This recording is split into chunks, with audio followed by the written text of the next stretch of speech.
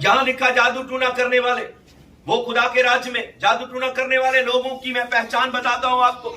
जादू टूना करने वाले लोग वो नहीं होते कि जो जाकर किसी के लिए बड़ा षड्यंत्र रचे। ये वो लोग हैं जिन्होंने खुदा को अपनी जिंदगियों से निकाला। आप देख सकते हैं उन लोगों को अपनी जिंदगियों में, अपने घरों में। एक परिवार में कम से कम भी 4-4, 5-5 कश्तियां हैं, एक कश्ती नहीं है।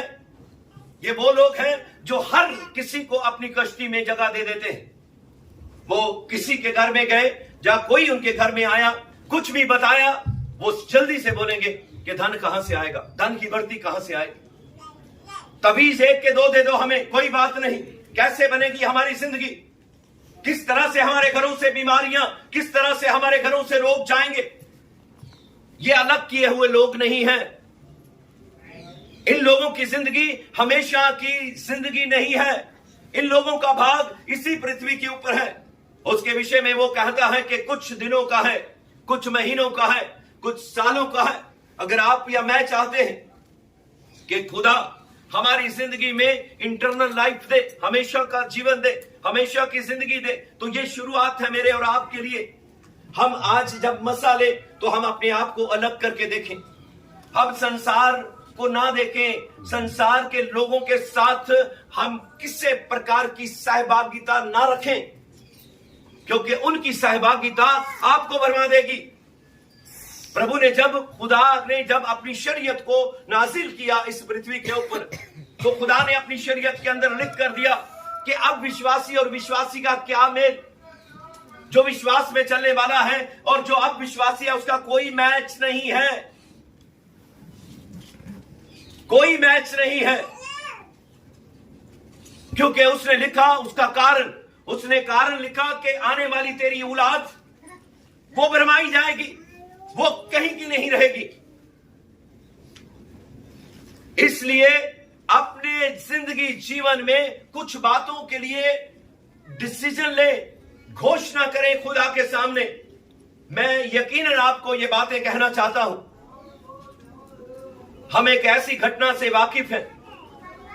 यहेजकियेल नबी के पास खुदा का एक फरमान आता और खुदा उसके ऊपर अपने आत्मा को संवार कर एक ऐसी वादी में जो हड्डियों से, जो मुर्दा हड्डियों से भरी हुई, उसमें जब उसको ले जाता, तो जब उसको पूछता कि हे मनुष्य की संतान, क्या इन हड्डियों के अंदर जीवन आ सकता है, वो नबी कहता कि खुदा तू ही जानता है, मैं नहीं जानता। खुदा ने कहा कि अपना मुंह खोल और भविष्यवाणी कर, ये हड्डियों के अंदर जान आए, जीवन आए। जब उस नबी ने भविष्यवाणी की, लिखा है कि वो हड्डियां जुड़ने लगी, वो हड्डियां जुड़ने लगी और ढांचे में बदल गई।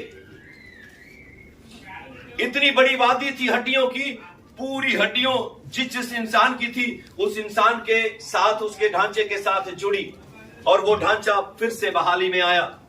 फिर खुदा ने नबी को कहा कि भविष्यवाणी कर, इन हड्डियों के ऊपर मांस आ जाए। तो ऐसा ही हुआ। फिर खुदा कहता है कि मांस के अंदर नसें आ जाएं। फिर ऐसा ही हुआ, नसें आ गई। फिर खुदा उस नबी को कहता है कि भविष्यवाणी कर, इनके अंदर श्वास आ जाए, जीवन आ जाए। तो ऐसा ही हुआ, वो हड्डियां जीवित हो गई, उनमें जीवन आ गया। इस नबी के द्वारा खुदा मुझे और आपको कुछ समझाना चाहता है। अगर हम अपनी जिंदगी में जीवन चाहते हैं, अगर हम चाहते हैं कि हम हताशा से, निराशा से दूर रहे, हमारी जिंदगी में आनंदमय रहे, हमारे घरों में बहाली रहे, बच्चे हमारे कहने पर चले और हमारे घर में किसी प्रकार की कोई लड़ाई, कोई झगड़ा ना हो, और किसी प्रकार की तपाली, किसी प्रकार की तंदुरुस्ती, किसी प्रकार की बीमारी हमारे घरों में दस्तक ना दे, तो एक बात बहुत ध्यानपूर्वक सुनिएगा। उस नबी के द्वारा खुदा मुझे और आपको सिर्फ इतना बताना चाहता है कि खुदा को शामिल करो अपनी जिंदगी में। खुदा चाहता उस नबी के द्वारा कि हे नबी, इन मुर्दा हड्डियों को कह दे इनमें जान आ जाए। यानी अगर मुर्दा अवस्था में है हम, हड्डियों में जान नहीं है, हड्डियां सूख चुकी है, जोड़ों में दर्द है, मुश्किल में है हम, और हमें इन बातों को बहुत अच्छे से सीखना है।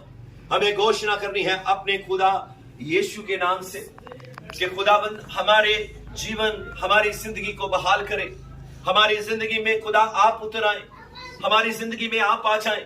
उसने कहा जब तू पुकारेगा, दाऊद का भजन हमने पढ़ा अभी, उसने कहा जब तू पुकारेगा मैं तुझे उत्तर दूंगा। ये बात जगसा हो सकती है आपके लिए, मेरे लिए।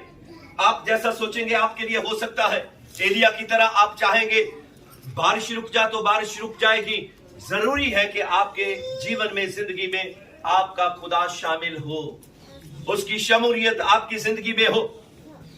अगर उसकी शमूलियत वो शामिल नहीं है आपकी जिंदगी जीवन में, तो किसी प्रकार का बेनिफिट नहीं है आपके लिए। आपको प्रकाशित वाक्य 21 अध्याय 8 को रोज पढ़ने की जरूरत है।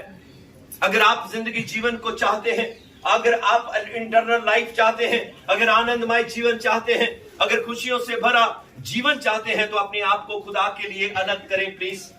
हम यीशु के ऊपर विश्वास करते हैं और वो ऐसा खुदा है जिसने हमारी पहुनाई के लिए, जिसने हमारी निगहबानी और हिफाजत के लिए अपने दूतों को तैनात कर रखा है हमारे इर्द गिर्द, जिसने प्रॉमिस किए हैं कि मैं तुझे कभी अकेला नहीं छोड़ूंगा, जिसने प्रॉमिस किए हैं कि मैं तेरी जिंदगी को बहाली में रखूंगा, जिसने प्रॉमिस किए हैं कि मैं पीढ़ी से पीढ़ी तुझे आशीषित करूंगा, मैं पीढ़ी से पीढ़ी तुझे बरकत दूंगा, मैं शराब पाप हत्या को तेरी जिंदगी जीवन से निकालूंगा।